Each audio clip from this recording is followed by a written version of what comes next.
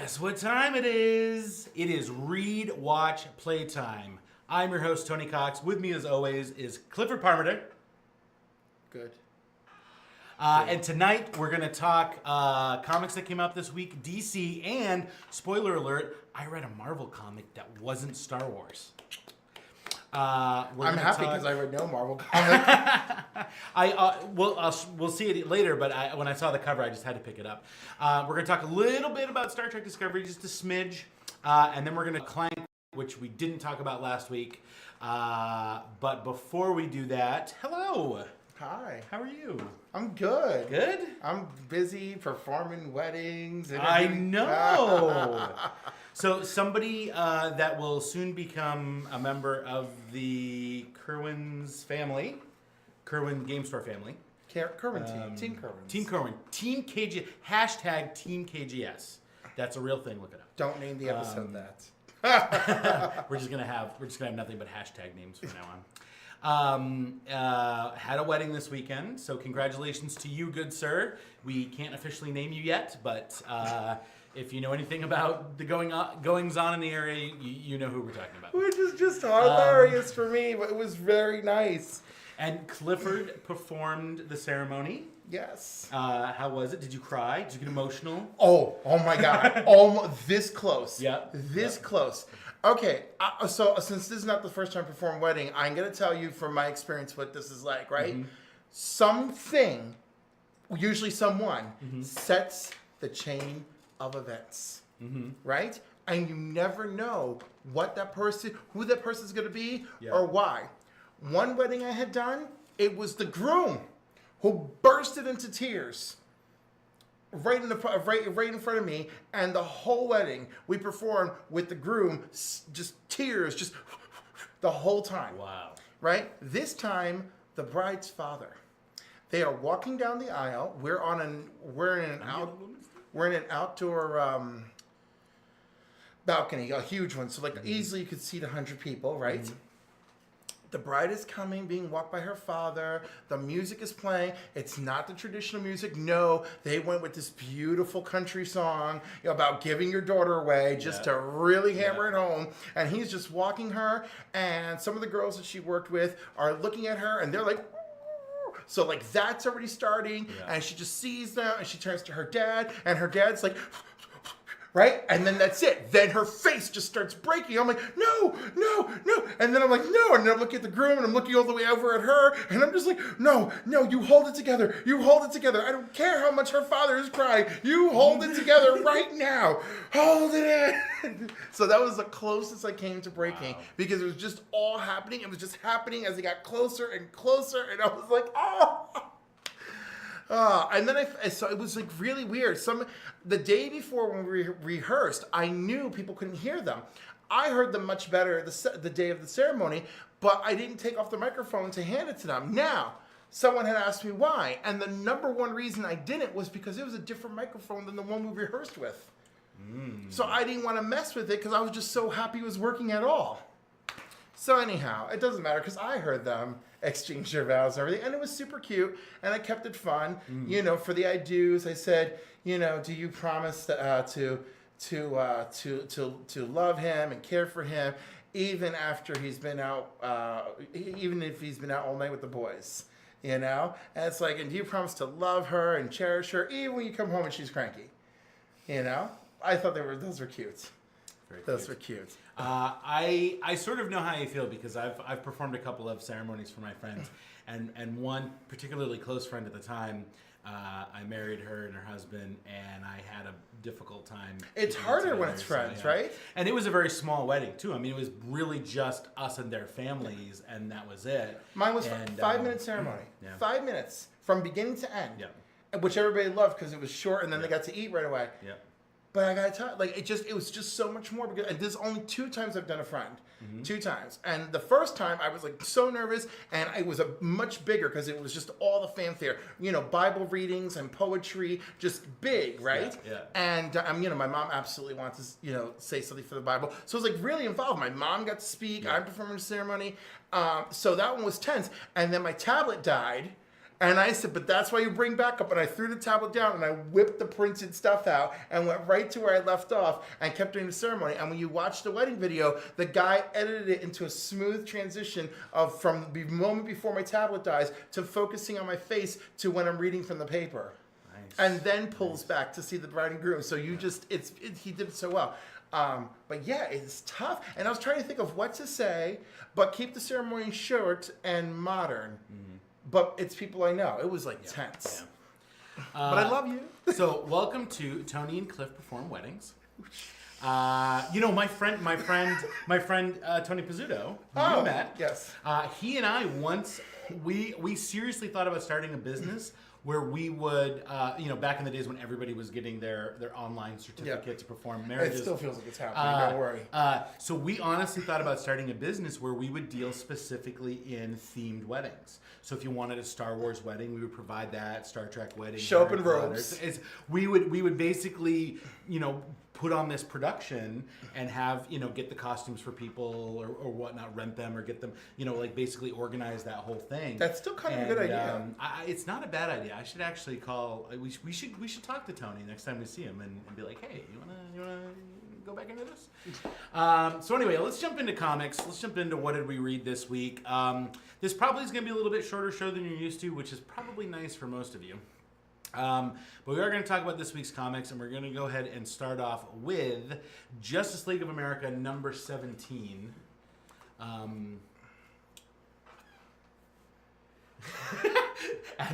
think Adam's tending to probably an important football. So Adam, we got to be out of here at 8 p.m. because our production director there needs to see his European football game at 8:30. So we're gonna make this a short show, and then Cliff and I think he's blushing back there. Yeah, he was probably checking the scores from the previous games. That's why I didn't throw that up there that fast. This is like the brightest I've ever seen his face. So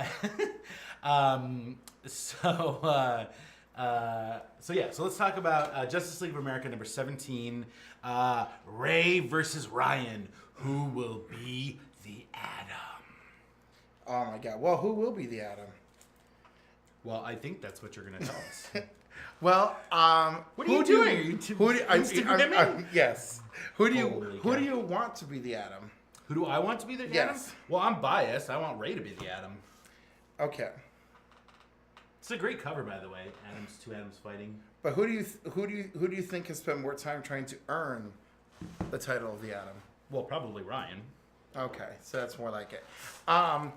So Ott has his master plan to take the devastation of the microverse and just spread it throughout till everything crumbles in its wake. So they want to stop him.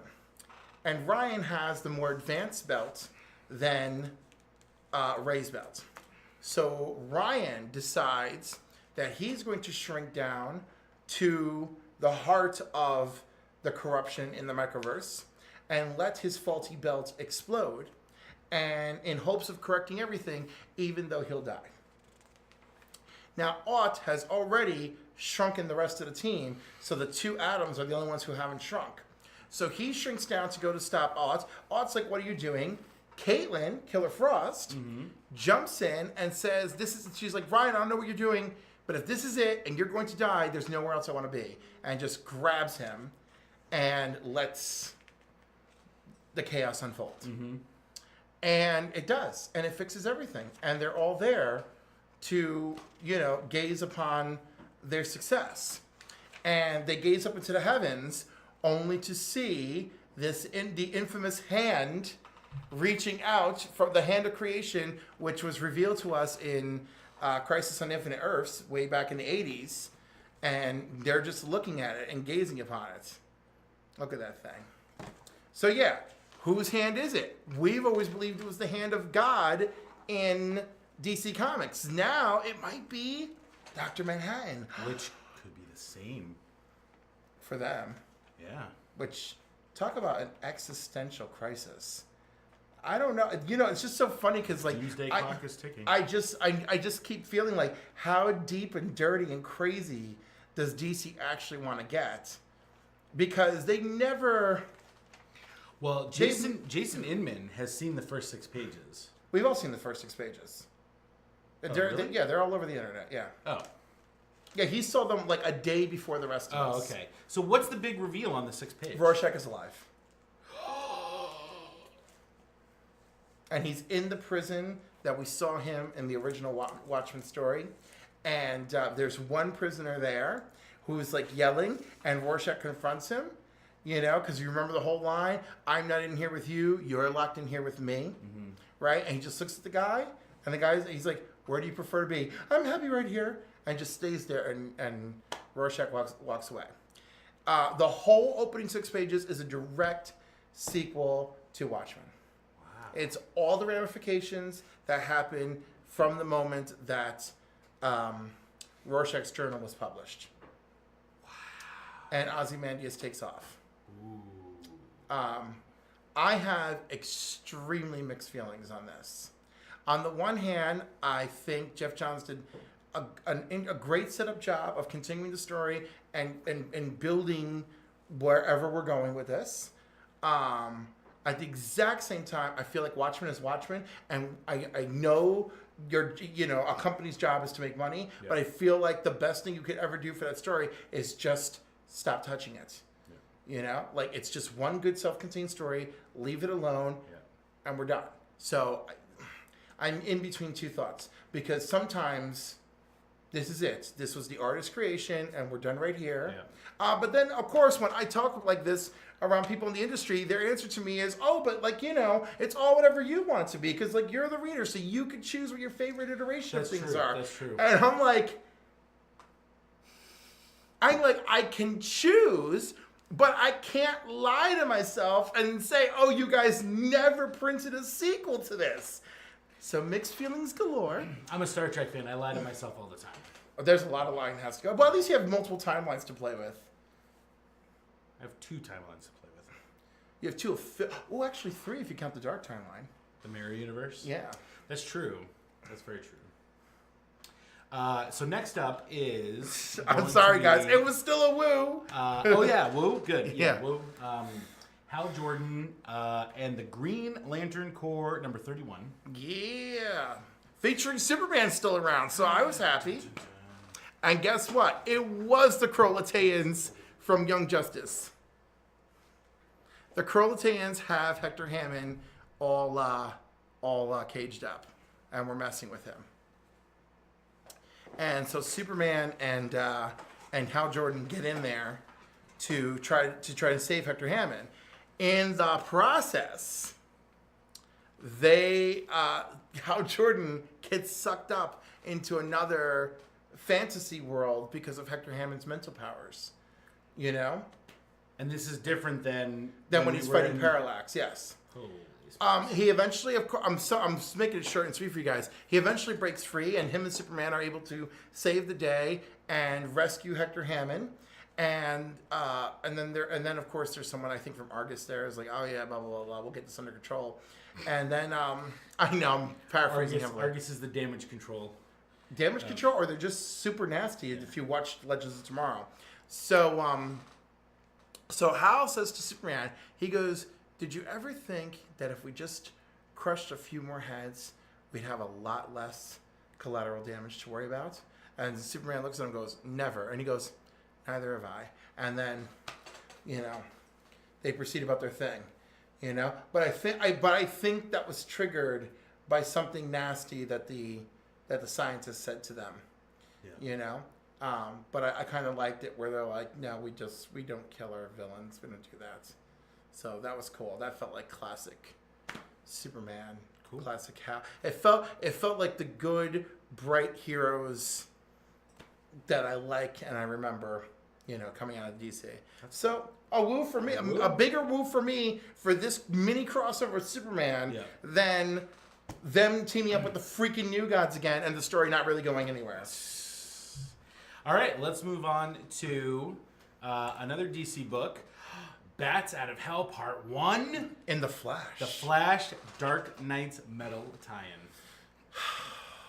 So can I just tell you how much I freaking love this? Like, have I not mentioned how I love all the things around the story more than the main story. But this is actually main story, which is great. That's awesome. So it starts with Barry telling us about his efforts he's made with Superman to help Superman crack through the multiverse to go find Batman, which I think is great. And as you know, from the last issue of Metal that we read, of the main series, he did, and they're just trying to, it was a trap that was laid, and Bruce was trying to send the message, don't come, don't come, don't come. Yeah. So funny that the message is DC, and the notes were in C and D, DC for don't come. Yeah. Don't send the wrong message, DC Comics.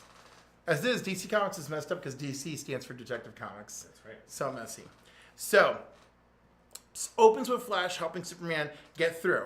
Then Flash and Steel have a private conversation. Steel, John Henry Irons, have a private conversation in the Fortress about the freaking multiverse tuning fork sitting there, and that Batman was like hiding this from them, and how they're, how this is not cool, and this has to be addressed. And Flash is like, I believe Superman will find Batman. We got to get this under control. We have to stop these. We have to stop these evil Batmen, and then this will be dealt with. Because let's be honest, if Bruce, this is all Bruce's fault. Yeah. I mean, I realize he was exposed to the metals, and that's, that was all according to plan or whatever, right? But, I mean, no one told him to go messing with the freaking multiverse thing. No one told him to go collecting metals all over the DC universe. And the Journal of freaking Carter Hall is like, don't do it. Don't do what I did. And so anyhow, that's like the opening. Then Flash starts talking about the teams that are broken up. Dr. Fate is on a team with Wonder Woman and someone else. Green Lantern is with Aquaman under the depths. They're all spread out to try and in team ups. And Dr. Fate has helped a little bit in what they should do, right, to go and put a stop to all this. And John Henry Irons even mentions that he could feel the metal in his hammer being called by some other power, right? So they go through that whole thing, and Cyborg, if you remember, he got all messed up in the Murder Machine issue, right? Mm-hmm. Cyborg sends out a digital message, and it's like, no, don't do it. It's a trap. They're already coming for you. And then these dark energy portals start opening up everywhere, coming after the heroes. So Doomsday Batman and Cyborg Batman strike the fortress and go after Steel and Flash right away, and Cyborg Batman's like, I'll take care of John Henry, and Doomsday Batman's like, fine, I've already killed one of him. So they go right for it. So and then it's like, no, we can't be here. And then Cyborg Batman's like, he's like, we will take this back to the Master. The multiverse tuning fork, right? Yeah. And Doomsday's like, after we rebuild it, and smashes it into pieces. And Flash is like, no, we're never gonna get Superman Batman back. So Flash, does his super speed thing, opens up a dark portal in the fortress and runs through it, and ends up on Earth -44, home of Red Death Batman Flash, where he finds that world, where those people are still alive in that world, even though there's red skies everywhere, and he finds Iris and Wally of that world there. And he's like, I promise I'll try to find a way out for you guys. So it's just like devastating. In the meantime, you see all the other heroes under siege. And, and the only good thing is, like, Dr. Fate's magic is something they've never encountered before, right? Because it's just totally different from their world. So but a lot of them are left in a trap, basically, at the end of the issue. And then, of course, we'll get to see more of it. So, Green Lantern's in an underwater trap. Gosh. While the bat who laughs is all in the middle, like, Joker Batman. I can't wait to read his origin, because I'm just like, he's so screwed up, I can't deal. That's amazing. So it's a woo, because this has actually been pretty good. I've been having a really good time. And the artwork is gorgeous. The colors are by Hi-Fi. J.H. Williams is nice. The art. It's really nice. No, listen, Hi-Fi's colors are amazing on everything they ever do. I'm so impressed. Also, Justice League, by the way, Yvonne Hayes did the art. Ferreira, Albert, Maiolo did all the inks and colors, and beautiful book. Every time Yvonne is on freaking Justice League of America, I love it, and it's like, I just wish it could be every issue. Yeah. So it was a good DC week for me. Yeah, and a woo. Oh yeah, a woo. All right. So I finally finished Star Trek Green Lantern Volume 2. So this is the second crossover with them. Stranger Worlds is what it's called. So is that Red Lantern supposed to be Khan? That is Khan. Okay. So I believe I left off at the end of issue 2 where Khan got the red ring. Yeah. And he ends up going to, and did I mention that? I forgot where I had mentioned, but anyway, so Sinestro, he discovers that there's an Oa. They all pretty much discover that there's an Oa. Right, because they found a monitor. A manhunter. And the manhunters come and they have a little bit of a battle, and then Hal convinces he has them scan his ring to show that it's Owen technology, and then it turns out that they think he stole it. So then they fight again, and finally I forget how they convince him, but they get the manhunters on their side. Meanwhile, Sinestro, who has been leading the Klingon Empire. Oh my God. And uses his ring is running out of power, so he needs the power of another ring to get to Oa. So he calls in Larfleeze and says, I need your ring. And so Larfleeze is like, well, I would never give it to you, you're crazy. And he's like, well, I'll tell you what. And I forget what he gives him, but he promises him something. So Larfleeze gives him his ring, which I thought was a little out of character for Larfleeze. Right, he would have to promise him something really outstanding. And it was pretty convincing, I think. So he gives him his ring. So Sinestro goes to Oa and is the first one to arrive. And sure enough, they've built the green power battery, but they haven't done anything. And they have a ring, which you find out a little bit later. But so meanwhile, during all these battles and stuff, everybody loses the power in their ring. So Carol becomes... Oh, and Saint Walker is still in prison on Kronos? That's awful. Why? Saint Walker is in prison somewhere because that's how I believe... I believe how it went is Saint Walker discovered the Manhunter, and then Sinestro captured Saint Walker, and that's how he discovered the Manhunter existed. And the Enterprise with Hal Jordan went to investigate what Saint Walker was investigating, or his disappearance, and that's when they discovered the busted up Manhunter. And then Guy Gardner, Jon Stewart, and Kilowog all go to deal with Khan, who ends up escaping, and Khan ends up going to Kronos, and he basically beats the crap out of Larfleeze and gets him to tell him where Sinestro is and how to get there. And so far, and Khan is with his people, all of his other Augment, family.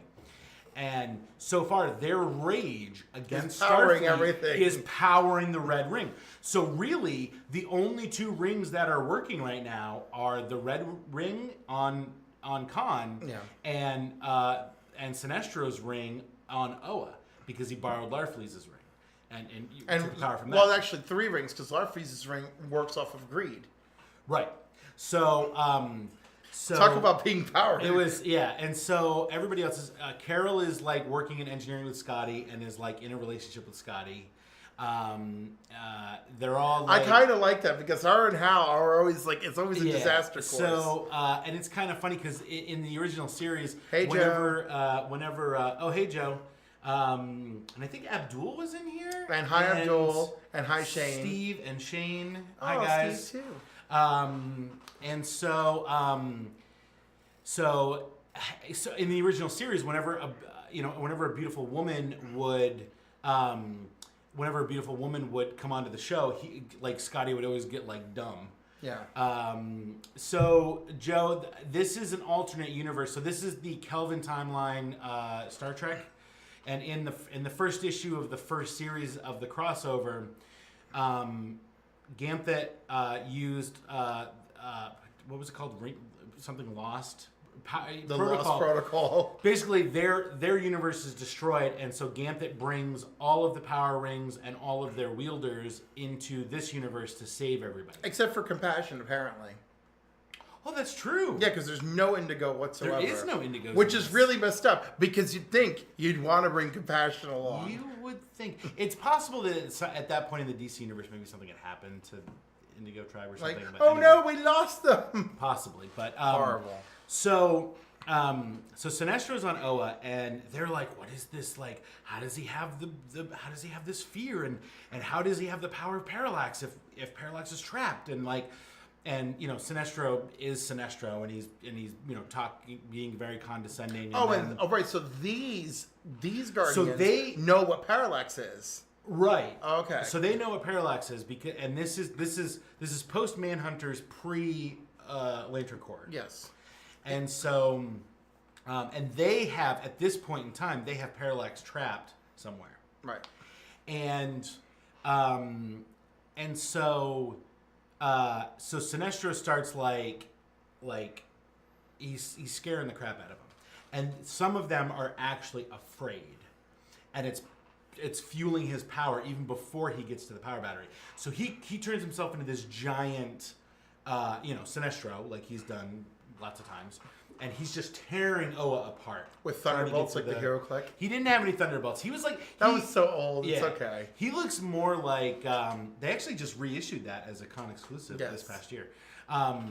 He actually looked more like like if you took Sinestro and Parallax and fuse him. He was very much Sinestro, but with like Parallax arms and hands and stuff, and he's like ah. So the Manhunters agree to take the Enterprise to Oa through a portal, because Oa is at the center of the universe, and that takes a while to get there if you're a Starfleet vessel. But if you've got, funny how it's the center of the universe again in the Star Trek universe. Yeah. Not the center of the galaxy, but the center of the universe. Right. Well, okay. Oa, pre-Crisis on Infinite, or during Crisis on Infinite Earths, it is revealed to us Oa is at the center of the universe. Yeah. Right? Or re-revealed to us. It is also revealed to us that there is only one Oa. The Oa on Earth 1. There is supposed to be no other Oas. Really? Yes, which gets completely messed up every time they've done alternate universe stories. Right. In fact, they even did a DC Legends of the DC Universe special that took place on an alternate Earth. And a young man on that Earth gets a Green Lantern ring from Oa in the middle of the crisis. Oh.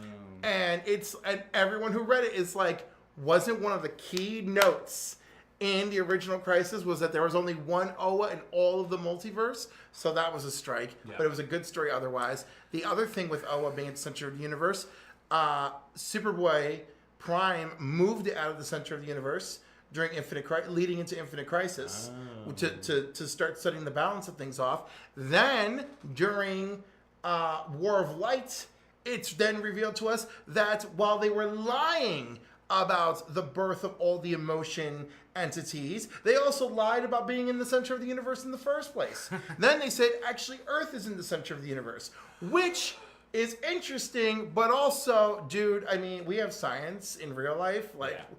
We know we're not the center of the universe, despite how many people who live here want to feel that way. I was going to say, I think there's lots of people who live here that believe that. So anyway, Sinestro's tearing Oa apart. The Enterprise shows up, and they don't necessarily know how to deal with that because none of them have their power rings. So they're like, okay, well, we need to distract Sinestro. So the Enterprise flies down, bombards Sinestro. Mm-hmm. Oh, just Sinestro. To distract him. Then everybody beams down. So all of the lanterns, the Green Lanterns, beam down, and Kirk beam down.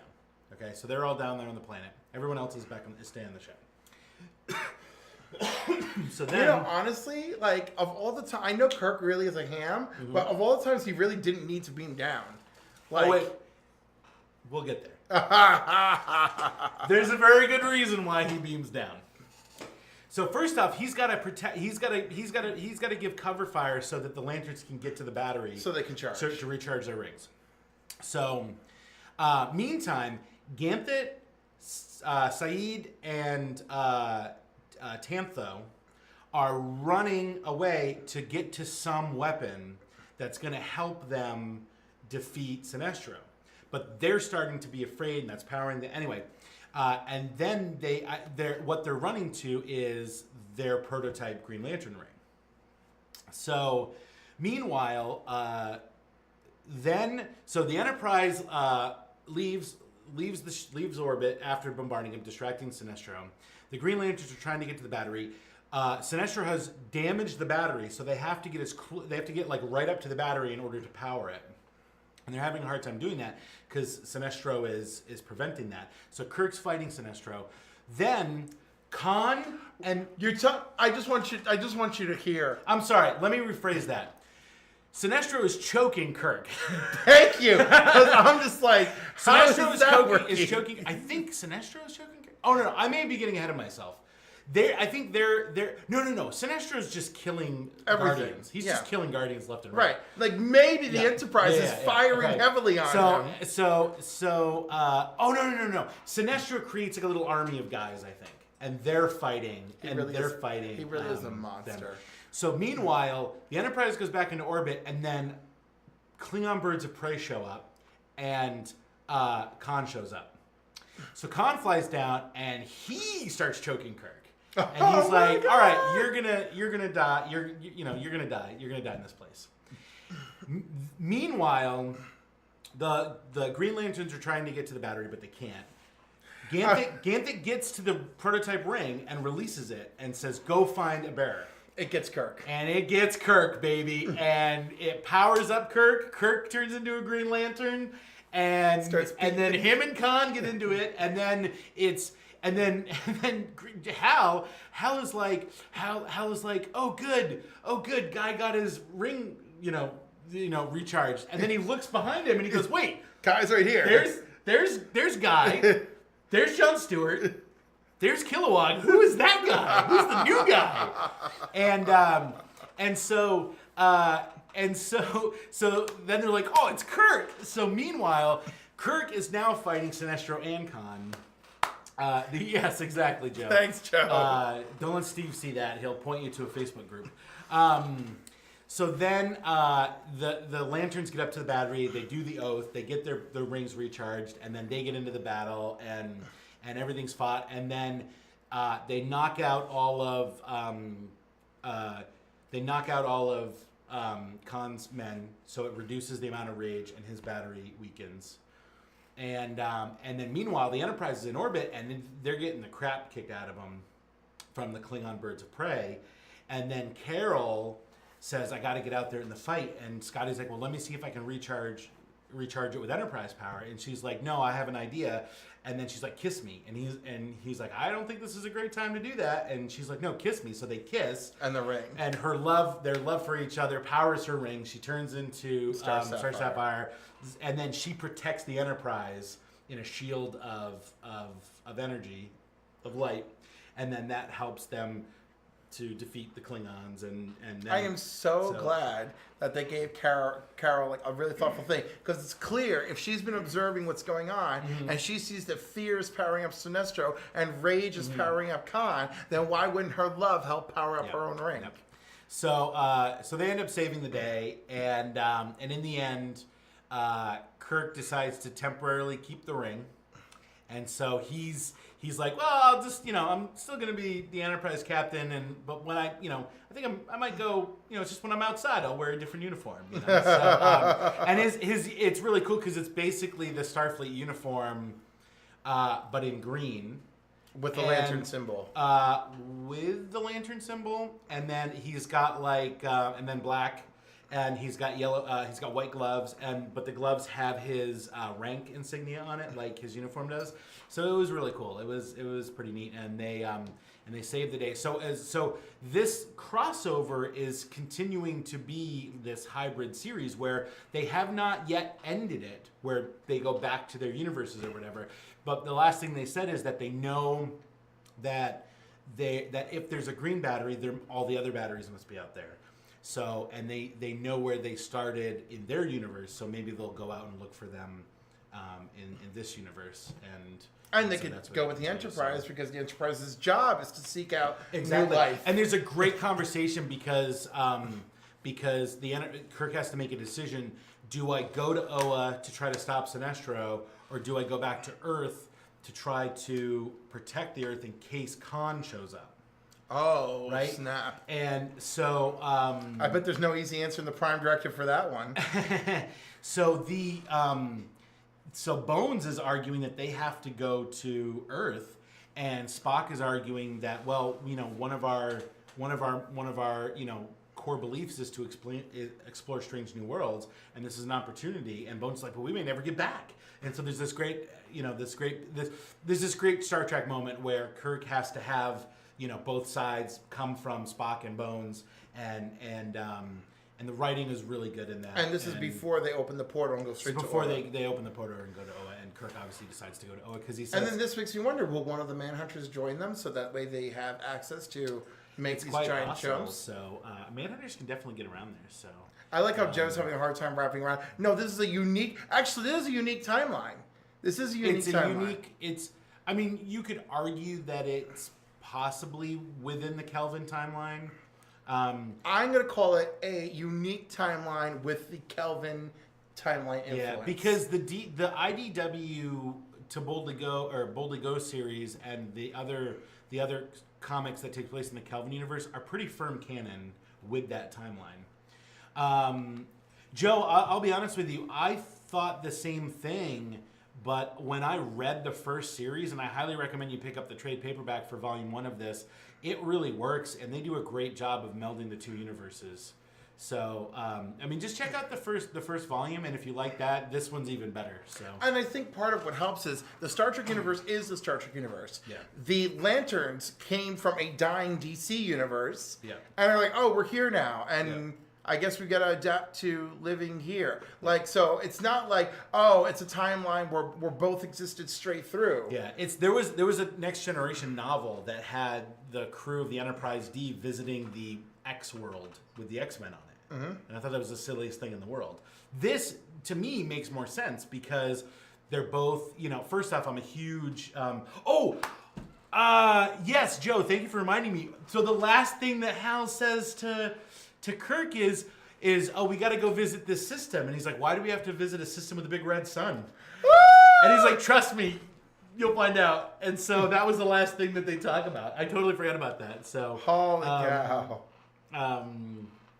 That would be cool. Well, that's the thing, Joe, is like the things are so different, things are so new. Like it's almost like a reverse timeline where the Guardians of the Universe hadn't developed the Green Lantern Corps yet in the Star Trek universe. So things seem to have developed differently in this universe, which kind of makes sense and works for me because you have humans being so advanced at this point that maybe they don't need to be out there,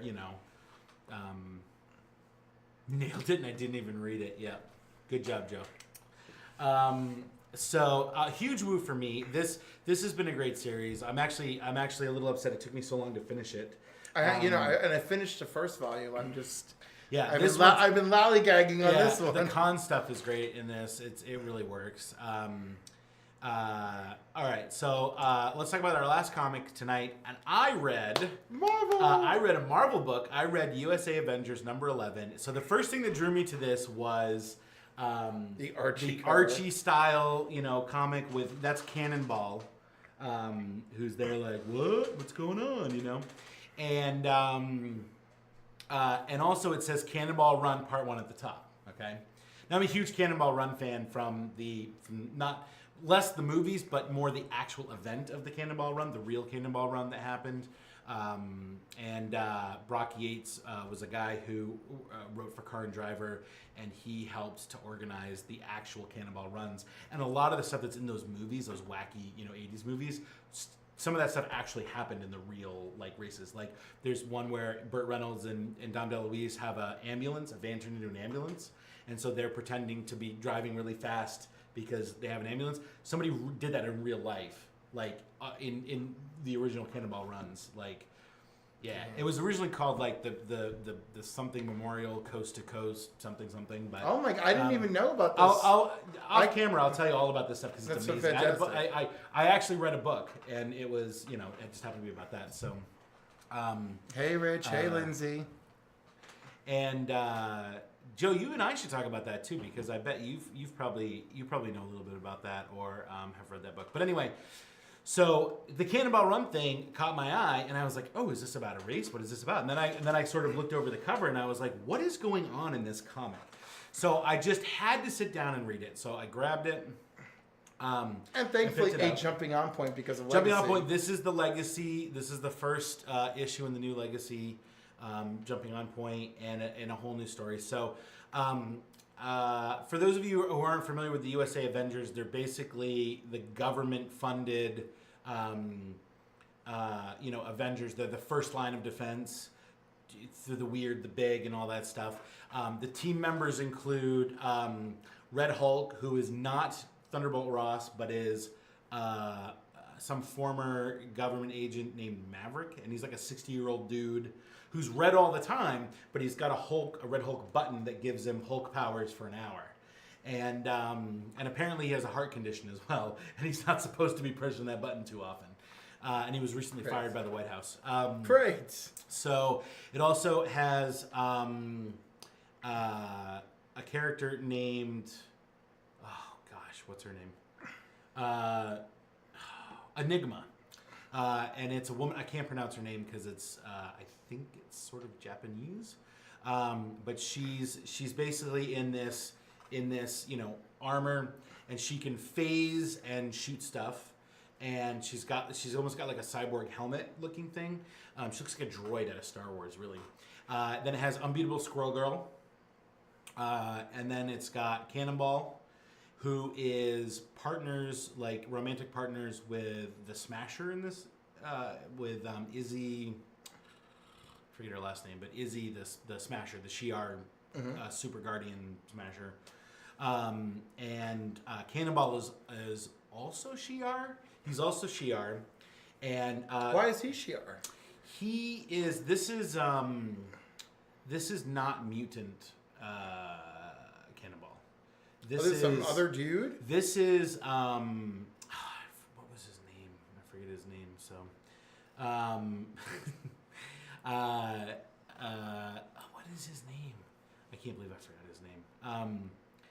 So he so I'm gonna look it up real quick because the U.S. Avengers Cannonball.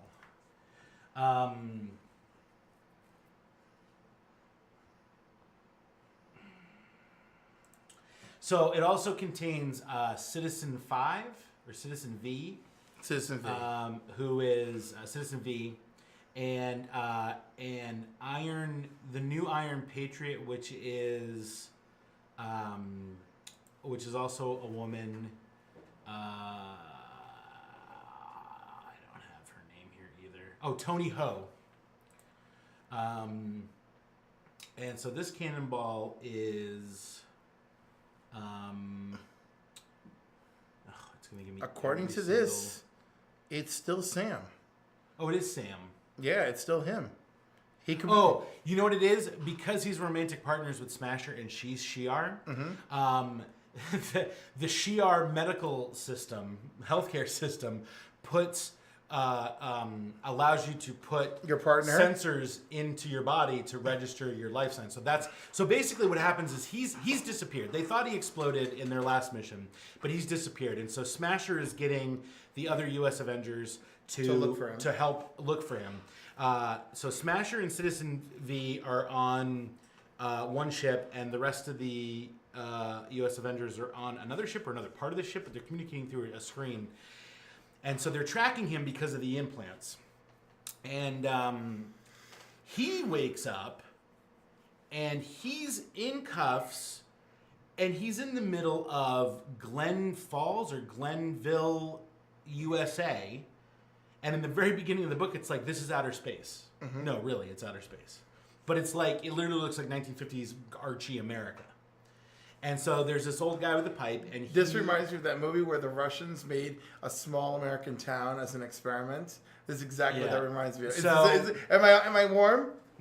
This is actually a callback to an issue of the Fantastic Four from the 70s. Okay. And I'll explain that in a minute. So, there's a lot of trippy issues from the 70s. Let me tell you, it makes sense. So this old man is there, and he's telling him, "Oh, well, you're in outer space, but this is really, Glen Falls, whatever, Glenville. I forget the name of it. and he says, so you're a human. That's right, because he's a human. That's right. He's like, you're a human, and you're gonna show us all how to be humans. Joe's asking if you know the name of that movie about the Russian town. No, but I mean, it doesn't sound familiar to you. I'm gonna find it. We'll find it. So the old man tells Sam that he's gonna show everybody how to act like a human. And he's like, what? I don't understand this. And he's like, oh, you're going to be the new science teacher at the high school, or the new geography teacher at the high school. And then this typical looking Archie teenager comes over, and he's like, hi, I'm Richie, Richie Redmond or something. And the old man's like, oh, and this is so and so. He's going to teach us how to be humans. Or no, he goes to bow because this Richie guy is the emperor of this planet. And the Richie's like, stay in character. And he's like, oh right, I'm sorry, Your Highness. So are you here to see my daughter? Because you need to go away. Like it really gets hysterical. And so he's like, I'm just your typical teenager here, and you must be the new geography teacher, and like all this stuff, and it gets really weird, and you're like, what is going on? And Sam is like, I don't understand any of this. I don't know why this is happening. And so, but he and it would otherwise look like he's on Earth, and these are a bunch of weirdos. Right, exactly. And so then this other group of teenagers comes up, and he's like, and this one girl who keeps slipping out of her character is like, oh great, the humans here, so we can all learn. She gets so excited, and then like Richie, the emperor, is like, giving her the look, and the other girl's like, Jessica, you gotta stay in character. And she's like, oh, right, my lord, I'm sorry. And so it just gets so funny. And then, so they're like, so Mr. So-and-so, where are you from? And he's like, I'm from Earth. And they're like, oh, haha, that's funny, because we're on Earth, obviously, ha, ha, ha. And then he's like, but where on Earth are you? And he's like, I'm from Kentucky. And they're like, Kentucky? And he's like, no, it's Kentucky. And then this other guy's like, I'm from Kentucky. And he's like, who are you? And then there's this whole like it's just this funny little awkward meeting of these teenagers with this teacher. And meanwhile, the Emperor Richie Redmond, and Jessica's supposed to call him Richie Cakes. So she's like, oh, sorry, Emperor Richie Cakes. And so it gets really hysterical. And he's like, and Richie's like, oh yeah, so this is the new geography teacher, and he's going to be here until he dies. And Sam's like, no, I'm not. And he's like, well, you better go get changed. So he goes and he gets changed, and he gets in this suit with elbow pads on, the sport jacket, and he comes out, and he's like, he's like, look, I'm not going to do this. This is silly. This is so silly. It's so ridiculous. And he's like, look, and then the Jessica's like, she breaks character again, and they scold her, and then she's like, the girl's like, you don't want to end up like Bugface. And he's like, and they're like, who's Bugface? And he's like, you don't want to know, like, he's not here anymore. Like, obviously something happened, and I think it's an allegory for Jughead. And so, then Sam decides, you know what, I've had enough of this. I'm getting out of here. So he turns on his rocket legs, and he takes off, and Richie's like, he has rocket legs? Why didn't anybody tell me he had rocket legs? This completely breaks the immersion of the experience. I cannot believe this. You need to find... So the guy who's like... The guy who made... The jock guy who made fun of him says, can I break form now? And he's like, yes. Go get him and make it hurt. And so, cut to Sam's flying over, and he's like, all right, step one, I gotta get away from those guys. Step two, I gotta find a ship. Step three, and then all of a sudden, you see BAMF! Yeah. And the jock Kentucky guy shows up, and he's got Archangel wings, he's got Nightcrawler extremities, he's got Skrull. Colossus, thanks for spoiling it. Well, I'm saying they're trying to be human. He's got Colossus's face. He's got Cyclops' eyes. He's got Wolverine's claw. I mean, he's just got everything, right? Yeah.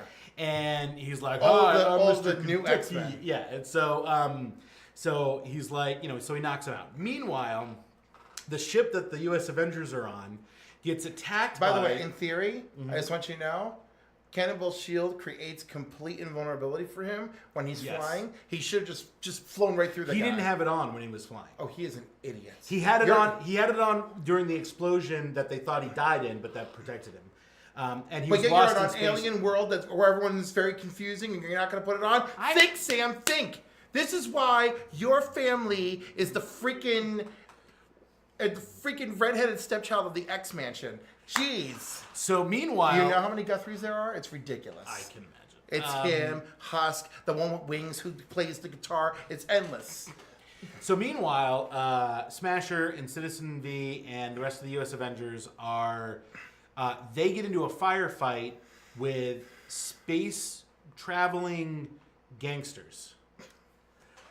So literally, these gangsters show up flying in space, Silverhawks? and they're like, yeah, you see, we're gonna shoot you up, you see, we're gonna rough you up, you see, and because the boss wants it, you see, and so they. Please tell me someone on the ship was like, this is ridiculous. Well, there's a couple of references where they're just like, what is going on? And like Squirrel Girl, so Squirrel Girl goes over and somebody's like, get rid of the rats, see? And like she's like, they're not rats, and like so it gets pretty hysterical. Anyway, somebody mentions then because Sam gets knocked out, they register that he's unconscious on the sensors, and they're like, we need to get to we know the location he's at. It's Crawl 4, I think is the planet. And they're like, we got to get there. And then the gangsters are like, Crawl 4? You don't want to go there. That's Richie's place, you see? And they're like, what? So then the fighting stops, and they're like, look. And the guy's like, look, I'm not a stoolie, but I'll tell you everything about this place. And so they tell him everything, and they're like, you guys don't want to go there. And they're like, well, we got to go save our friend. And so cut back to Sam. He wakes up and he's got a giant ball, giant ball strapped to his leg, and he goes, "Where am I?" And then you hear this guy say, "Oh, hey, how's it going? I'm Bugface." And then he's like, "Sorry, did I startle you?" And he's like, "Well, no, it's not a huge surprise, but then I looked at your face." And then the page reveals, and he's a Skrull. And he looks like a Skrull. That's why he's called Bugface, probably. Mm-hmm. And he's got the little Jughead whatever on, the crown on. And there's a bunch of other people, and they're like, "Yeah, we're the ones that they put in here because we don't play along." And it turns out that I think it's called Krull 4, but this is a throwback to Fantastic Four issue number 91. Hey, Chris. Thanks for saying hi to me.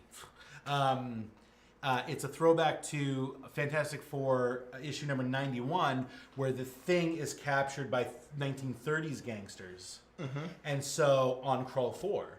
So the theory is that the Skrulls have progressed to the 1950s period and are being influenced by Archie comics. So that's probably Leave It to Beaver. Possibly, yeah. So there's some great references. It's a great book. I'm actually gonna read this. I'm gonna keep going with this one because it's really funny. So he did say hi. Yeah, thank you. So yeah, big woo for me on this one. I'm really excited, and I'm looking forward to reading it again. Oh boy. What's that? So somebody has a nerd question for us. I have a whole other question. Is Superman the strongest superhero on Earth? So no, Thanos or Odin? Because they're technically not on Earth. Oh, right. So strongest hero on Earth. So I'm assuming because you're saying Thanos and Odin, you want us to include the Marvel characters as well. This is Amsterdam 1982 on Twitch. Is Superman the strongest on Earth? Well, the problem with Superman's strength is that he's powered by the sun. He's powered by the sun, number one. But number two, he's vulnerable to magic. He is vulnerable to magic. So in theory, Dr. Fate could incapacitate. Or Doctor Strange. or Doctor Strange could incapacitate Superman. Thor's hammer. In fact, there's an Avengers Justice League crossover where Thor's hammer does in fact hurt Superman. Yes, but then Superman wields it when he is worthy. Well, of course. Right. Okay, so look, here's the thing, right? In all these battles, how much preparation has Superman done? How fast is he moving? Is Superman righteous in his deeds at the time he does it? Right? All of these would be factors. Does this affect his strength, though? If we were doing pure strength. The strongest superhero. So I'm going to go with literally strongest superhero and say pure strength. Pure strength, yes. Yes? Yes, because he's What about Hulk? Hulk is limited by his anger. Superman is powered by the sun.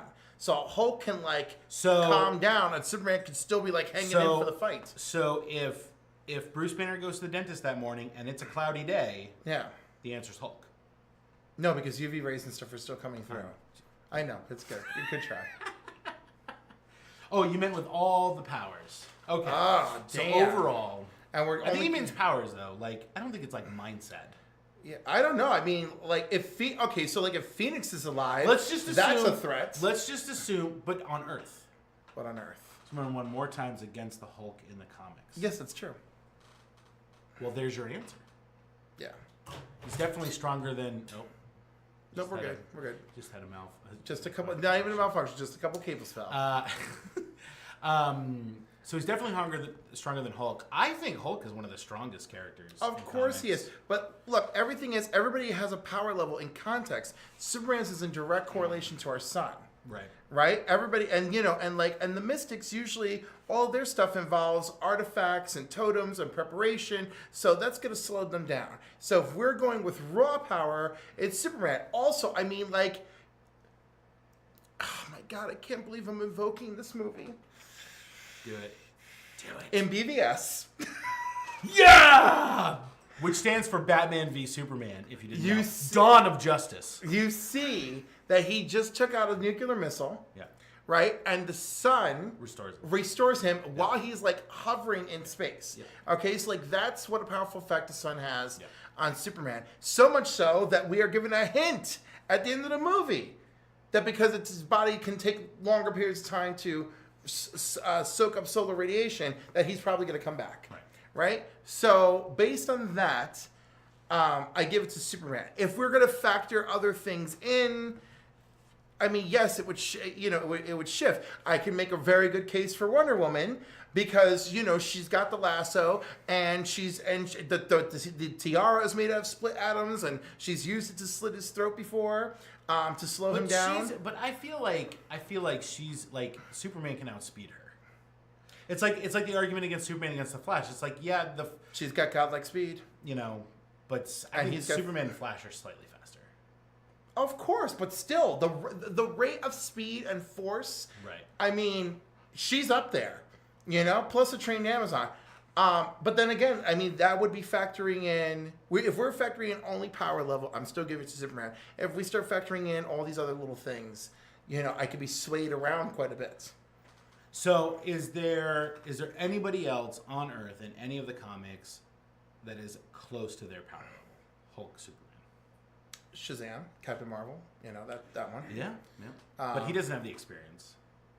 No, he doesn't or have the maturity to No, he doesn't have the maturity. But what? And I'm gonna Black say Adam, who's evil, who's not. Is pretty. He's not a nice guy, and he's quite experienced, and he's definitely given Superman a run for his money.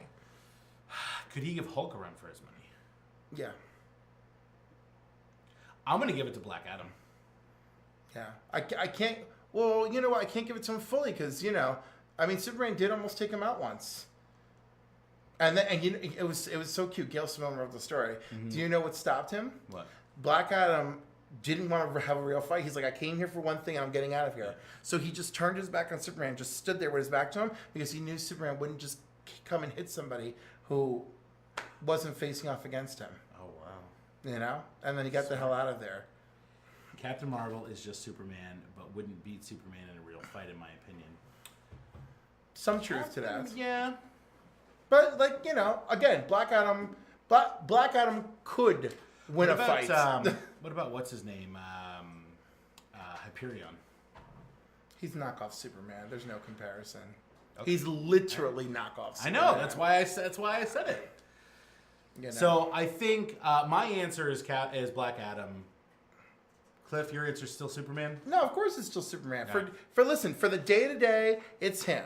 You know, Superman's having a bad day, if Black Adam's got the lightning going, then like it could probably go But as it's well. Black Adam's magic, right?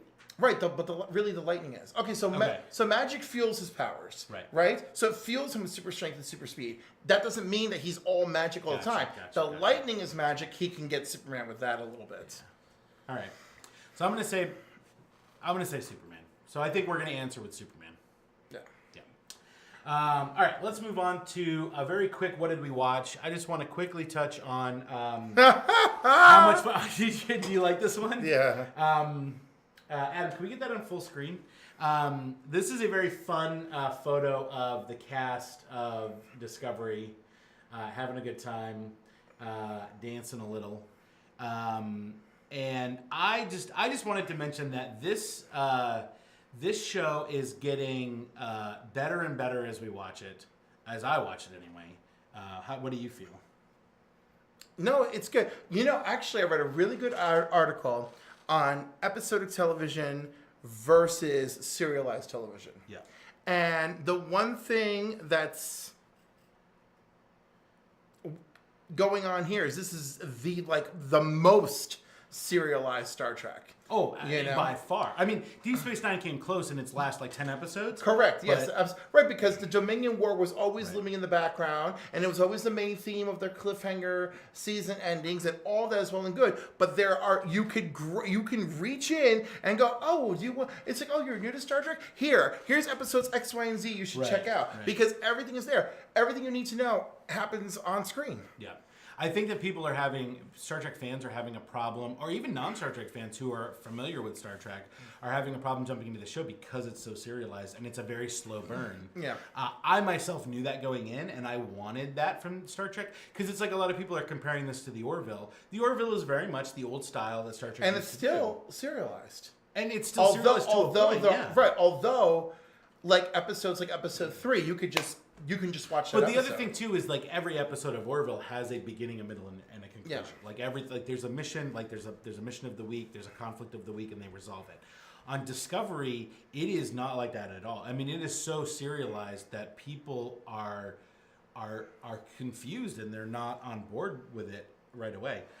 And I just want to talk about it a little bit because I watch a lot of reviews of the show, and a lot of people nitpick stuff that I think they nitpick it unfairly, and they keep saying, well, Star Trek has always been about this, and Star Trek has always done this. And it's like, well, guess what? Well, this is not that Star Trek anymore, and you need to get over that. But I'm crossing my fingers that they'll stick to an anthology format. I'm hoping for. Because I highly doubt that's going to happen, but... Well, they already said season 2, but I would love... It has been renewed for season 2. I mean, I would just love if, like, next season, it's just a whole different theme. This way, instead of... They have confirmed that the Klingon War will only last this season. Because I still feel like if it can't be the kind of show where it's like, oh yeah, watch this one episode, you'll be sucked right in. I would at least like to say, well, you know what, you'll really like season 1, give that a shot, or you know what, you can watch season 2. Season 1 is only 15 episodes. And which is actually a little more than I expected. Well, it was originally 13. Yeah. And then it was so good, they just bumped it up to 2. So I also think bumping it up probably helped them give us a 2-part opener. That was always the... No, I know, but I mean, in other words... It was not like... It was like loosening the belt on the situation. In fact, that 2-hour pilot. The first 2-hour pilot is Brian Fuller's script. Okay. So that was always the start of it, and that was always the initial idea, was to create that prologue and then jump into the real show. Amsterdam, the Flash wins, by the way.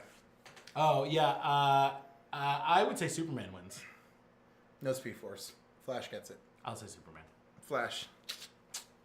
Who had to help him? Who had to help him cross over the multiverse? The multiverse? This guy.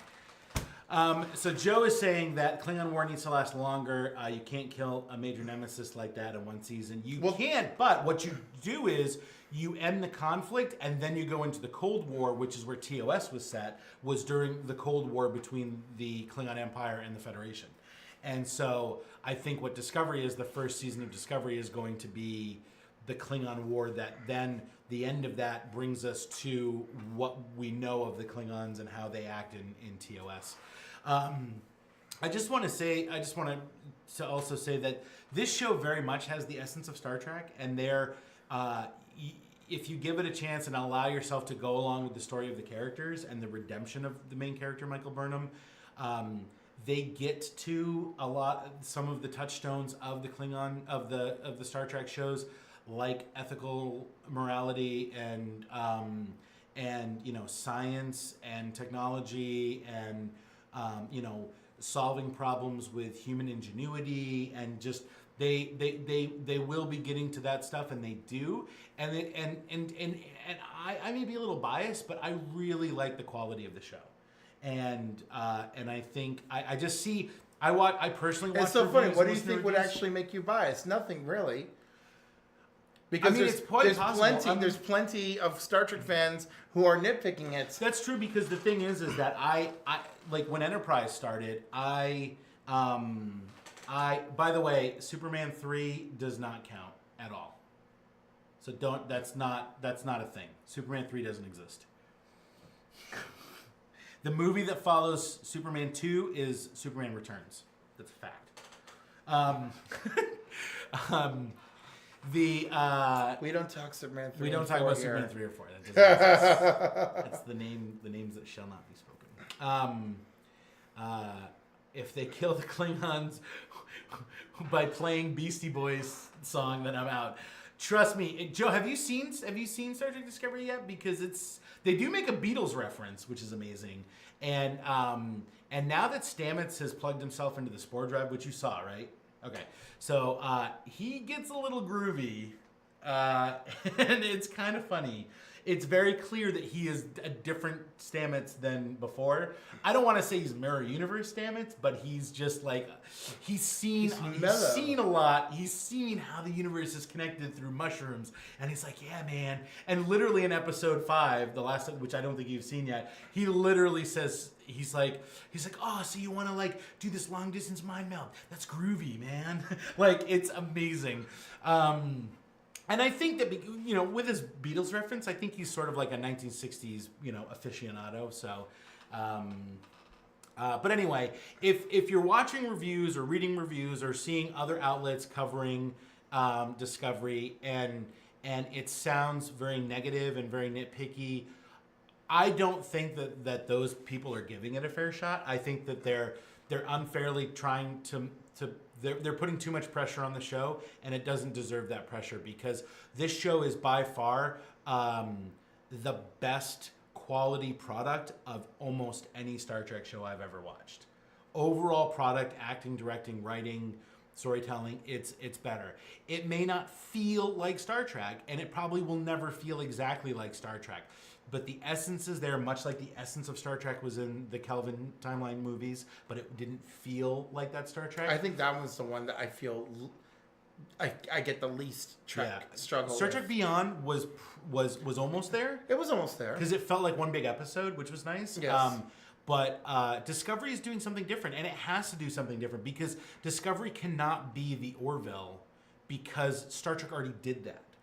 The Orville has the luxury of not being Star Trek to be able to do what it's doing, and I think people are forgetting that. Well, I mean, as someone who compares the two freely and willy-nilly, they're both doing very good things. They are, and they're different. And they're different. And it's a miraculous time to be alive for Star Trek fans, because you can watch Star Trek Discovery and get this brand new serialized storytelling, universe, this deep Star Trek universe, like like building the mythology before the TOS in a very good way.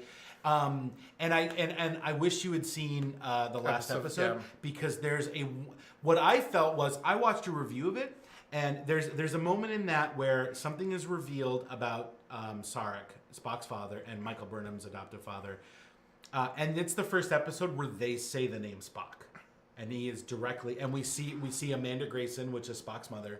And there's a moment where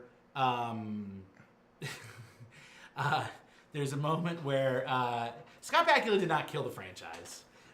The writing for the first 2.5 seasons was terrible. The third season was actually the third season was one serialized story arc. And then season 4 was broken up into smaller story arcs. And I thought season 4 of Enterprise was some of the best Star Trek ever made. It was good. It was really good, and it connected with the original series very well. And it was the best at... Aw, Amsterdam, why? Star Trek is great, man. It's so good. And if you hate Star Trek, then you should definitely watch Star Trek Discovery, because Star Trek Discovery is the least Star Trek thing that Star Trek has ever made. Or, if you like penis jokes, just jump right into the Orville. Oh, or you could jump into Orville, too. If you like Galaxy Quest, which, by the way, they're developing a Galaxy Quest TV show. It is a wonderful time to be alive in Star Trek. No, I mean, like, It's a Star Trek I fan. mean, it's good, but, like, we, it's like as soon as something's cool, we head so fast into oversaturation. So here's like, the thing, though, is the Galaxy Quest TV show has been in development for years. No, I know, but it was also sitting on like a brick for a lot of years, and now all of a sudden, both these things that we like are taking off, and all of a sudden, oh, it's on the fast track now. Exactly. It's like, oh, is Tim Allen's not doing anything?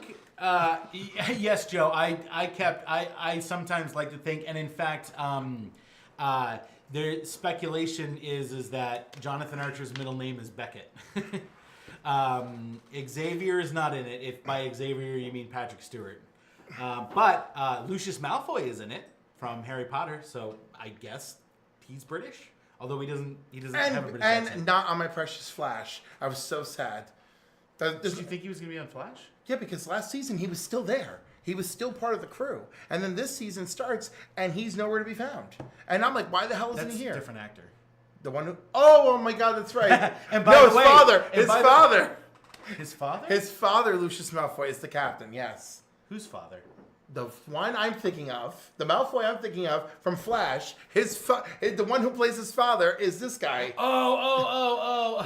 I got twisted so fast. Plays, who does he play on Flash? He played Caitlyn's boyfriend. I forget who it is. But anyway, who they quickly forgot about.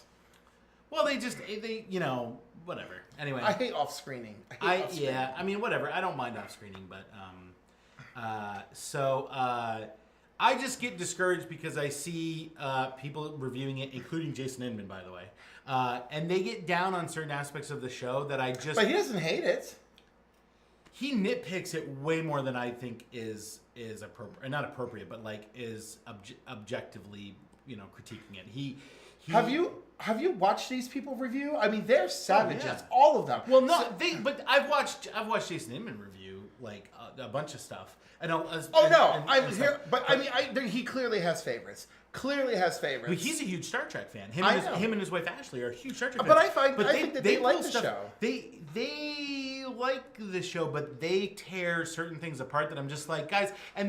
Sorry, I don't want to. This isn't. I hate Collider review things because I you actually love Collider. I'm not a huge Collider fan, but I'm very disappointed with their reviews of this show because they tear things apart and they always, like, almost every critique of theirs starts with Star Trek used to do this and this show is doing this, so I'm just like, actually, that is completely, and you can't do that. Okay. And then they'll contradict themselves within the same thing.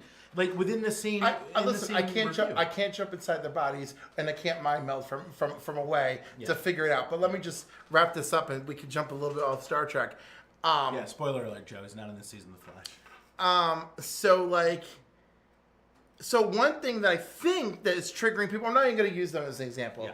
Just some people are so focused on Trek worked this way, and they have Spock's original series, not Spock's, Kirk's original series so in their head, right? They're having a lot of trouble digesting this because, because of really messed up expectations. Well, however, I just want everyone to know that my feeling on the whole thing,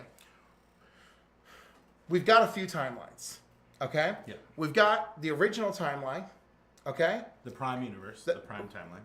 Right, the original Prime.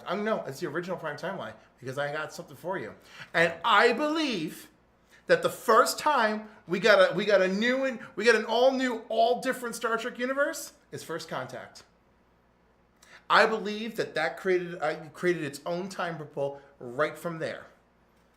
From the past. From the past, From yes. Zephyr Cochrane. From Zephyr Cochrane. Okay. I believe that film and those events, because the entire Enterprise crew had to beam down to the planet or pod down to the planet and help Zephyr Cochrane make his dream come true and hit warp drive. I believe that those little hints of influence already impacted a shift in development in the time stream. You know? Yeah. So I already feel like there was a mild spike in the time stream just from that first visit. And then we have this massive full derailment. Which there is some evidence to your point there, because in the Enterprise episode, In a Mirror Darkly, they literally cold open with that scene, and instead of Zephyr Cochrane reaching out and shaking the hand of the Vulcans, he pulls out a shotgun and blows them away. And that's the Mirror Universe timeline. And in fact, they never go to the mirror. The universes never intersect in those episodes. It's just evil universe Captain Archer or evil universe Jonathan Archer, having psychotic episodes with talking to his counterpart. So. Yeah, pretty interesting. It just crazy. Amsterdam. We actually are going to talk a little bit about Thor in just a moment, so hang on for that. I just want to talk. So shows I feel like are getting not their fair shake. I don't like that theory, by the way. You can not like it all you want. I'm just saying I don't like it. But in my mind, there are 3 on-screen canon universes. There's the Prime universe, there's the Mirror universe, and there's the Kelvin timeline. Those are the 3 because those are the 3 that have interacted with each other on screen in canon. You could say I could go one more with the episode of yesterday's Enterprise. Yep. And I was just going to mention that. Now you could stretch that one to a 4th timeline, which I'm okay with. Okay, there is a 4th timeline to be had there, but I think that. Those are my universes. Now, one nitpick that people have about this is, there's hologram technology, the uniforms are all different, blah blah blah blah blah. Star Trek, the original series, animated series, showed us hologram technology. That's true. And in Star Trek, the animated series, they also reference Spock's mother reading Carol Lewis. I want you to know something. And there was a rec room that had hologram technology. Whoever the writers are for this series clearly sat down and watched everything they possibly could to make this all work. Yes, Joe, that would be hysterical if Sam leaps into the Green Lantern during his lifetime and takes over as captain of the Enterprise. That would be hysterical. And Al, I love Al. Al's my favorite character on Quantum Leap. But so shows I feel I'm not getting a fair shake, and I'm only going to bring up one: The Gifted. I'm deep into it. I need to go to episode 2 for that. So. You got to keep going, man. I'm deep into it. Can I just spoil something major for you? That's fine. It's fine. Okay, so this episode. Spoiler alert. We need to make a spoiler. Yeah, this so many little things we need to make on the show. This you put Edwin there, but this episode was the big rescue episode. Mm-hmm. This was we have to assemble the mutants. We must rescue Polaris, and we must rescue Stroker, right? And we have reason to believe they're being held together. And the mutants are like, "Yo, Thunderbird. The last time we went up against them, 6 of us died when we went head on. What do you think is going to happen now?" And one of the group says, "We can rescue them while they're being transported. All we need to know is when and make our move." So now we've reduced the risk, even though we're still facing them head on. Is Blink with them? Yeah, Blink is with them, and Blink has memories of being in love with Thunderbird because the redhead there put those memories in her mind so that she would trigger her to put her powers to work because she would care about Thunderbird to make it happen. Ooh.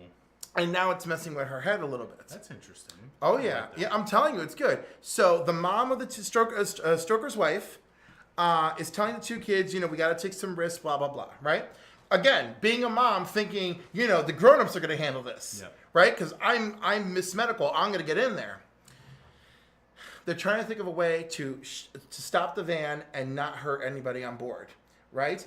And the kids are outside, And the sister talks to the brother and says, that shatter thing you do, if we combine that with what I do, we could take out the wheels on that van. So they practice on a light pole and they just shatter the bulb of the light bulb and not the whole pole. That's really cool. That like this is the kind of stuff I want to see in an X-Men TV show. Right. Is them training to use their powers together to become a team. Absolutely. That is awesome. So the kids are positioned on the roof with the mother. The mother's van is down below. The mom has her little medical bag on her just in case. The other mutants are ahead.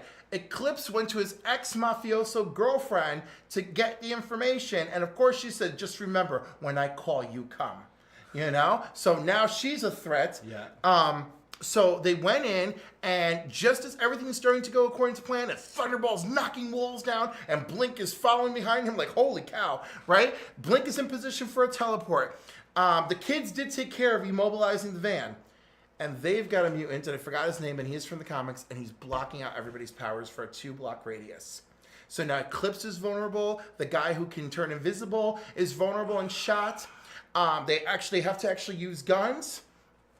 And Polaris and Stroker, who she's been hating every moment with him, he said, please, believe me, if we have a chance, just promise me you will help me and we'll get out of here. And she said, okay. So this is their moment, and they start fighting the guys. Even though they're all cuffed up in plastic, they start fighting the guys who are their captors inside the shell of this bus, which, of course, the outside is metal, but the inside is all plastic because of her. Right? But like, oh, don't worry about it. Everybody's powers are shut down right now. They're no threat. So they start fighting them. They beat them down. And Thunderbird knows this guy, and he used to be his best friend. So Thunderbird, using his like old school tactics, just makes his way around, comes out of an alleyway, goes right after the dude, and just jumps into the air, bashes him into the head, bashes his head into the ground, so he stops using the power. Everyone gets their powers back. Stoker looks at Polaris, and he goes, the pins in my leg, use them. And then it's X-Men 2000 all over again. Polaris pulls those pins out of Stoker's leg and fires them around that freaking bus, killing everyone, shattering everything on the inside, blowing the doors open, ripping her collar off, and her and Stoker's hobbling behind her, and she comes out, she's smiling, and she goes for Eclipse, and they embrace, and the bullets start coming from behind her, and she's truly Magneto's daughter, turns around, takes all the bullets up in the shield, fires them back at them, and they all go, the whole Sentinel squad goes running. Wow. And this was in the last 3 minutes of the show. I mean, like, bravo. What episode is this? This is like episode 5. And you know how you're like, oh, they're gonna cliffhanger before they save them. Nope, they saved them. And the mom, she told the kids to get away in her van, right? She went and found another van that belonged to Sentinel Services, and this dude is looking at her. What are you doing here? She just stabs him in the throat with one of her needles to knock him out, and just gets in that van, takes it, drives in, throws everyone in the van, hugs her husband. He's like, honey, no, drive. She's like, oh, I'm sorry. And then, like, very real. Yeah. And it was great. And they drive off, and they're like, next week the real battle begins. It just shows all the mutants like freaking like training, fortifying where they live, and I was just like, oh my god. So like, yes, please let me just tell people that if you are looking for the mutant something that you wanted, I mean, like, again, it's a parallel timeline, but it's got so many of the little things right. The characters have stories that we want to like know, that their use of powers and teaming up, great, and the fact that the story didn't play around. I mean, they played around with us. Yeah. They've been, working the pieces, but this episode, they got their rescue on, and it was like, yes. Awesome. And there's still consequences. I'll definitely have to check it out. All right, so very quickly, you clearly have not seen the show before, Amsterdam, if you think that was him not calm. So very quickly, Amsterdam asked if he should go see, or if they should go see... Thor Ragnarok? Yeah. Of course. Obviously, you should definitely go see it. I think it's sitting at a 98% on Rotten Tomatoes right now. Yeah. This movie is going to be... Don't go expecting a Thor movie. Go expecting an awesome comedy, action adventure film with a buddy cop, Thor and Hulk, because it's going to be... it's going to be pretty amazing, I think. And a lot of people, a lot of critics who have seen it are raving about it. They're saying that it's just the biggest, in-your-face Marvel movie that they've made so far. I think I think it's going to be more so than Guardians of the Galaxy. I'm really excited about it, so I can't wait. I hope so. I mean, listen, so I've rewatched everything from this year so far. Yeah. Like, I've rewatched Wonder Woman, obviously, and Spider-Man, which, oh my God, one of my friends who I absolutely love, he enjoyed Wonder Woman, wasn't... Yeah, Hulk is in Thor Ragnarok. You got to go see it. And, oh my God! It's a huge yeah. part. It's you clearly haven't seen any trailers because He's been they have to fight in a big arena. All right, well I'll stop with there. But so anyhow, I rewatched Team Thor, baby, Team Thor. So I rewatched everything, and the weakest thing I've seen this year to me is Guardians of the Galaxy Volume 2. Really? Now, my friend Alan, who I trust his taste because he loves the arts in all their form. But he liked Wonder Woman. He had the same issue. He had similar issues to what I had with Wonder Woman. And then he was like, "Oh, Spider-Man: Homecoming's garbage," and I was like, like I was like having a heart. My heart was broken. That's terrible. So Thanks, Larry. We, myself, Cliff, and Joe, our producer, we're gonna go see Thor next week. It opens for us a week from tomorrow. They do a 7 and 10 p.m. shows, I think. Adam, you're obviously invited too if you want. You get some use out of the movie pass, right? I'm gonna be in Syracuse. That's It's right. You are going to be in Syracuse. Syracuse because you're going up a day early. All right, you got some silly we have a big- concerts. that's right. He's got a concert to go to. So anyway, definitely go see it. All right, so that's going to wrap up What Did We Watch segment. Let's jump in real quick to What Did We Play. Cliff, you and I played Clank, a deck building adventure. It surely is. It really is. So if you're not familiar with deck builders are games where it's not Magic, it's not Pokemon. Those are customizable card games. Those are CCGs or TCGs, trading card games where there's a rarity and whatever. Deck builders are a much different animal where constructing your deck during the game is actually part of the game.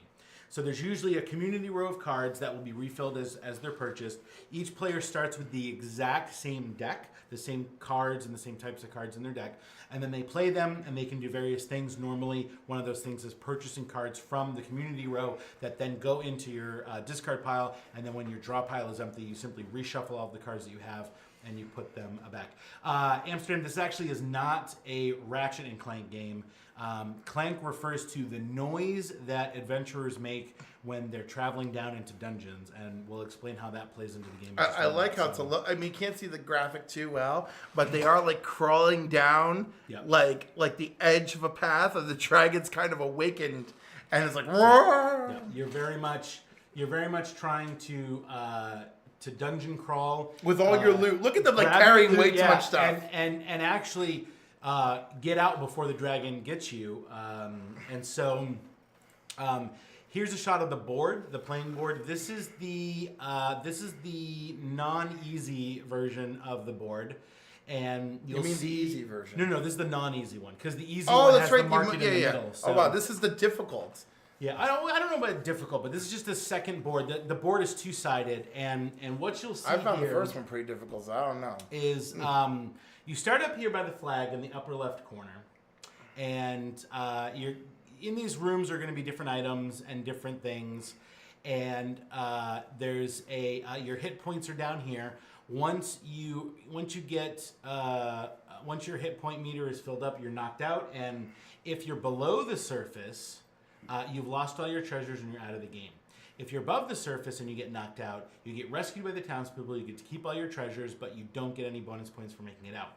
If you dive down into the dungeon, gain an artifact, which are these little hexagonal? Hex is 6, right? Yeah. Hexagonal pieces here and here, they're worth different point values. You grab one of these artifacts, you can only carry one at a time, unless you purchase an extra knapsack.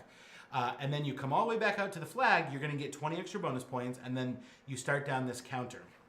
Now, as you're traveling and as you're playing your cards, you're going to generate clank. And you're going to generate clank in the form of these cubes, depending on what color you are. This is the easy side of the board, or the beginner side here. And then these are the cards up here that you end up playing with, and you'll have a community where these are just various tokens and currencies that you use within the game. Now there's up to 4 players in this base game. The black cubes are the dragon cubes. Now what happens is as you play cards, some cards will generate clank, or as you do certain things in the game, or acquire cards or buy cards, you're going to generate clank. Clank will be added to this clank area up here in the form of your cube color. And then when you reveal a card that has a dragon icon on it, that's going to trigger the dragon to attack. And what's going to happen is all of the cubes, all of the clank that all the players have generated since the last dragon attack or since the beginning of the game will go into the dragon bag with all the black cubes. And then what's going to happen is, depending on the dragon's rage, which is this track down here, and you'll see Which with 4 players increased real fast. 4 players, it starts at 2. It actually goes slower with 4 players. Yeah, I didn't feel 3 that players. way. I didn't feel that way one bit.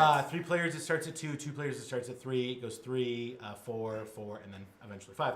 This is the number of cubes you're going to pull out of the bag during a dragon attack. So obviously, the player who's generated the most clank has the better odds of their color being pulled out and thus placed on their health meter, their hit point track, and gets closer to being knocked out.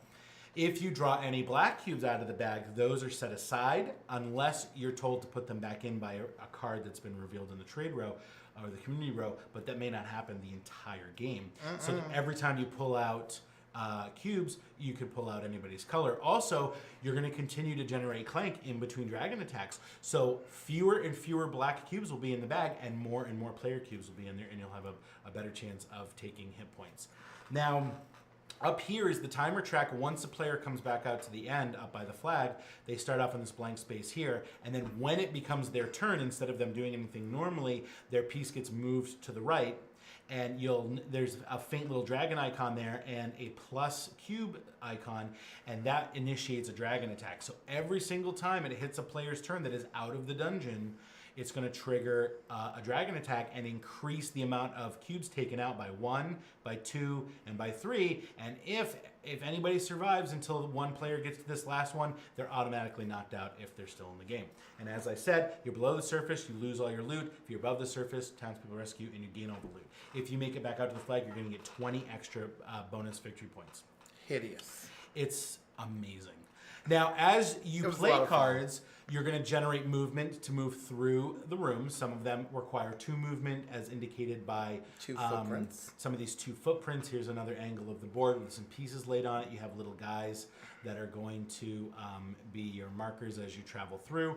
There's going to be various artifacts, golden bananas, golden crowns. There's also mysteries. There are minor mysteries and major mysteries. Those you get when you first enter that room. You're going to gain one of those tokens. And I wouldn't call them mysteries so much as mystery items. Yeah, I think they're officially called mysteries. I could be wrong, but not all of them are items. Sometimes they're just there's potions, there's money. Yeah, I guess a lot of them are items. Sometimes they're treasures that'll add to your victory points. And as you can see down here is a little bit of a shot of the trade row. You'll see that there's also some monsters in there. So you can also buy cards that'll have the blue icon on the bottom right. But there's monsters that you can use attack to destroy, and those will not go into your deck. Instead, you'll just get the benefits of those. Usually it's money, so like you attack a monster and they drop money, a lot like typical dungeon crawls. You'll see that some clank has been generated by the red player, the green player, and the blue player. And you can heal points if you go into these rooms with the hearts. There's monster icons in between certain rooms. So to move through those rooms, you're going to have to take a hit point of damage for each icon, unless you have an attack point that you've played during that turn, in which case you can negate those hit points. There's certain rooms where you can only go into based on the arrow. We're blocking the silver spear. No, this is what. Oh, okay. The silver spear towards the left gives you 3 attacks. That's good. That's good for getting room to room. Yeah. The finger arrow. The finger arrow. There's locked pathways. So you have to go to the marketplace. In the marketplace, you can purchase an extra knapsack to carry an extra artifact. And a skeleton key. You can purchase a skeleton key that allows you to move through these pathways that have locks. And you can purchase crowns that have descending point values as you purchase them. You will get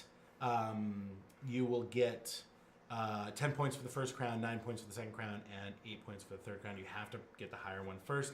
And there are some cards that interact with the crowns. You'll get bonus currencies if you have those crowns. There's also monkey idols that have they're 5 points each. Hear no evil, see no evil, speak no evil. You can gather those. And then there's also a row of cards up here that are just generic cards that you can purchase if you don't want to purchase anything from the trade row. There's also one goblin that you can attack over and over again to gain gold.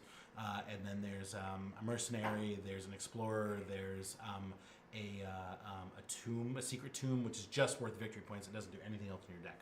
Right, but don't you have to have acquired a tomb to make that one worth victory points? No. Okay. It's just they cost 7 skill to purchase, and they're worth, I think, 4 or 5 victory points, 3 or 7 victory points, something like that.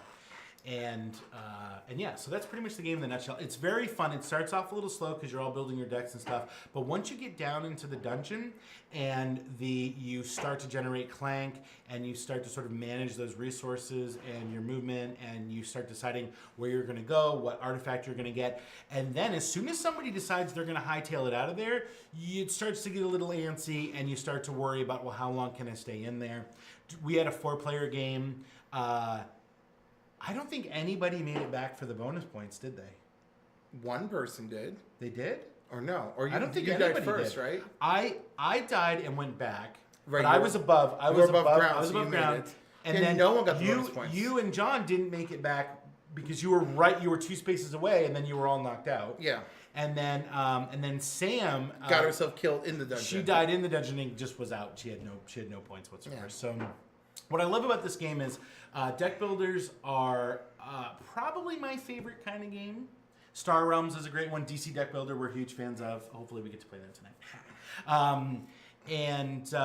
I love deck builders. And then to add it with sort of this RPG dungeon crawl aspect to it, just made. And then on top of that, you add this clank mechanism where you have to manage how much noise you're making, and the mechanism works so well with the theme, and it tied everything together, and you really feel like you're on this journey to steal this stuff and to try to get out before everybody else. How did you feel? It was good. I liked it, and I liked that it was more than just a deck builder. That it was. Yeah. It was like, I think deck building has some strategy to it, depending on what you're playing. Oh, absolutely. Some like more strategy than others, especially especially a shifting strategy. It's like, oh, he bought that card. Yeah. That SOB, you weren't supposed to buy that card. Okay, Mm-hmm. That's called hate drafting. Yeah, no, right, because that's Yeah. literally deck builders take the element of the draft that people tend to enjoy Yeah. from other games and just make a whole game around that. Yeah. So very fun. This has one expansion called Sunken Treasures, which has a 2-sided board that is an underwater theme. There's rooms that have water in them, and you need air supply to go in them. So that it adds that aspect to it. Also, today, Clank in Space came out. So it's a modular board that you actually build out as you're exploring, I believe, but has the same deck building features and the same mechanics and everything to it. So a lot of fun. It's probably the most fun game I've played this year. Slightly better than DC Deck Builder, I'll be honest. Oh, you're pushing it too much. But I really enjoy this game, and if anybody has a chance to play it, you should definitely check it out. I think it's a huge woo for me. It's a modern move for me. I'm sorry, I still give it up to DC Deck Builder. Faster to put together and put away, right? And I enjoy. Those are good points. I too, enjoy so. the thematics way more. The thematics of DC Deck Builder, if you're a DC fan, are fantastic. I just got into it, and I want to play it all the time. I also want to play Clank all the time. Actually, they're both my favorite games that I've tried out for the first time this year, and I'm very excited about them. So that is Clank, the deck building adventure game. And let's move on to our thought bubbles, Cliff. Thor Ragnarok's coming out. We're very excited about that. And I've been digging most of the CW DC shows. Legends tomorrow. I haven't seen last night's episode. It's a joy. Okay, don't tell me. I'm gonna go home and watch it right now. I think when we talked about the Earth X crossover, I spoiled who the new character is this season, right? How is a character named Zari right? It was. Remember in the Earthix crossover, there's one character named Zari on that Phil Jimenez art of the crossover that we looked at. I don't remember this conversation, but sure. I swear I talked about it like on the show, but I'll remember. Anyhow, she's basically the Mighty Isis. Oh. Except they're not going to use that name for obvious reasons because, we are battling ISIS and that's horrible. But yeah. It would be terrible. Right. So, but Zari is there. And last night really introduced her, so you'll enjoy that. Good. Cool. And because we see her at the end of the last week's episode, right? Yes. Yeah. So you she's there. I don't think you spoiled that. Because I remember them spoiling that she was the villain. Well, no. There's okay. Am I confusing it? You're probably confusing it, but no. That character is interesting. And if you have the CWC app and you watch the Vixen anime, you're gonna figure out who that other character is really quick. Oh, I should watch Vixen. You should. It's only about an hour if you go through all of it. Okay, great. So that's my big thought bubble. Also, to please everyone give Gifted another chance if you haven't, or give it a fresh chance if you haven't already, and just understand that the first episode suffers from being a pilot. It suffers. It just suffers from having to do setup and put everything together. I think the second episode is still a little slow, but you're getting into the characters, and the third episode, I think the ball is moving by then. Yeah. Great. Anything else we're excited about? I'm excited about Super Mario Odyssey. I'm going to the midnight release tomorrow to get it. Oh, I'm excited about the Lion Forge books that I forgot to bring with me. So next week I'm going to talk about Lion Forge next week. Yeah. Yeah, I'm going to open with that. They have Voltron, so if you haven't picked up Voltron yet, it's based on the new DreamWorks animation on Netflix. Go pick it up. It's very good. Superb came out to excellent reviews. Great. Which is about two teenage superheroes. And Superb herself, she gets her outfit in the second issue. Mm-hmm. But I'll talk more about that next week. So, Great. Yeah. All right. Well, guys, thank you so much for watching. We almost went as long as we usually do when we thought we had nothing to talk about. Thank you so much for the comments in chat and the questions. That was a lot of fun. Keep those coming. Please tweet us. I'm also on Instagram under at Tony on a Mountain. So please. I should change my Instagram to match. Yours is pretty close though, isn't it? Cliff NY. Mine is right. Mine is at Cliff NY. At Cliff NY. Yeah. Not to be confused with Cliff New York, which is the nightclub that my account is constantly confused with, constantly. And I have friends who are like, Cliff, are we doing this club with girls on spinning around on poles? That seems so unlike you. And I'm like, it's not. That's your night job. So. Yeah, I wish I got that door fee. Yeah. So check us out next week. So on Thursday night of next week, we're going to be live streaming right before we go see Thor, and probably our reactions afterwards. So look out on the. Hopefully, we can do that on the Kerwin's page. We may not be able to, but if we can't, it'll be on one of our pages. So be sure to like us. Like the Kerwin's page on Facebook, and I don't mind if you friend me on Facebook either. So, I was sure I could probably Periscope it on Twitter. Ooh, Periscope on Twitter. So follow us on Twitter if you want to check that out. We'll tell you what we think of Thor right after we see it. Non-spoiler review. Oh, we'll just be screaming how much we love things, and then we'll try to do a spoiler review before the end of the weekend. If not, we'll talk about it on the following week's show. So, again, thank you guys for watching. You've been watching Read, Watch, Play. I'm Tony Cox. I'm Clifford Barmeter. And we'll see you next time. Bye-bye.